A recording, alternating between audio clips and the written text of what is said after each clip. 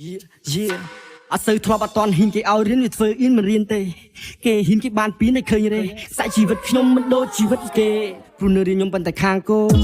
ជីម៉ូតូមកឆ្នាំដូរនៅលេងកំពុងទៅតាមរោស្រីស្អាតសេស៊ីយ៉ាសេ hello តនណាក៏លឺសំឡេងហូ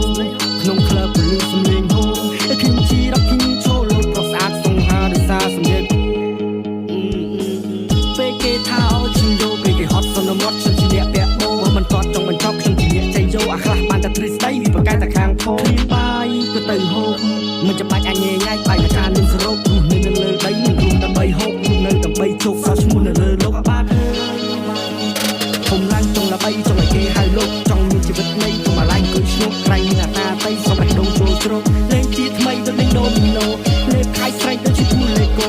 MC សៃធ្វើងាប់រងគឺឈាមខ្មាស់ទៅធ្លាប់អត់តន់គេឲ្យរៀនធ្វើអ៊ីនមិនរៀនទេ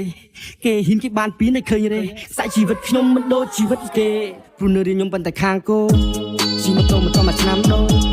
នៅលេងកំពុងទៅតាមរោស្រីស្អាតសេស៊ីយ៉ាសេ hello តនណាក៏លឺសំឡេងហូក្នុងក្លឹបក៏លឺសំឡេងហូខ្ញុំជីរ៉ាប់ខ្ញុំចូលលោកប្រុសស្អាតសង្ហាដោយសារសំឡេង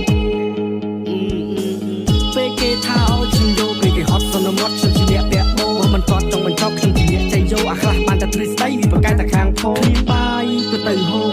មិនចាំបាច់អញញ៉ៃបាយតែការនឹងសរុបព្រោះនៅលើដីមិនរួមដើម្បីហូបនៅដើម្បីជោគសោះឈ្មោះនៅលើលោកបាទខ្ញុំឡើងចង់ដើម្បីចង់ឲ្យគេហៅលោកចង់មានជីវិតនៃកុំអាឡែងគួយឈ្មោះក្រៃនឹងអាតាតៃសុំបេះដូងចូលជ្រោកលេងជាថ្មីដូចលេងដូមីណូលេបខៃស្រែកដូចជាពូលេកូ MC សៃធ្វើងាប់រងនេះគឺឈាមខ្មាស់ទៅនឹងទឹកសើអត់ទៅធ្លាប់អត់តន់ហ៊ានគេឲ្យរៀនវាធ្វើអ៊ីនមិនរៀនទេគេហ៊ានគេបានពីនៅឃើញរេសាច់ជីវិតខ្ញុំមិនដូចជីវិតគេព្រោះនៅរៀនខ្ញុំប៉ុន្តែខាងគោជីម៉ូតូមកឆ្នាំដូរនៅលេងកំពុងទៅតាមរោស្រីស្អាតសេស៊ីយ៉ាសេ hello តនណាក៏លឺសំឡេងហូក្នុងក្លឹបក៏លឺសំឡេងហូ